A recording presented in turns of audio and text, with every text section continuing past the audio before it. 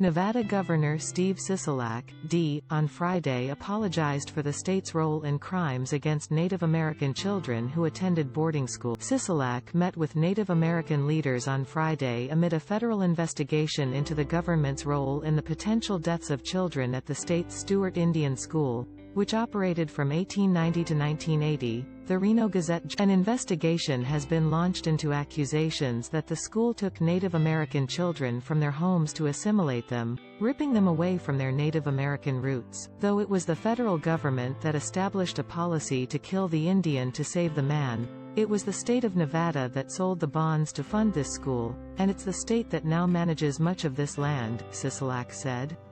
On the behalf of this state, I want to make an apology. Acknowledging this role will not heal the pain, he added.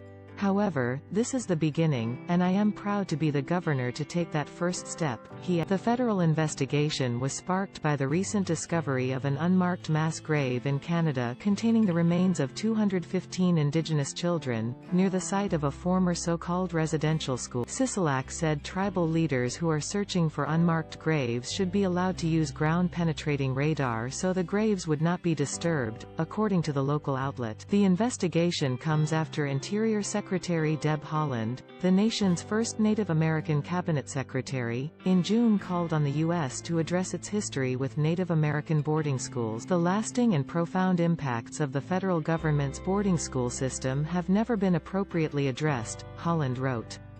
This attempt to wipe out Native identity, language and culture continues to manifest itself in the disparities our communities face, including long-standing intergenerational trauma, cycles of violence and abuse, disappearance, premature deaths, and additional undocumented physiological and psychological. Updated, 10:41 p.m.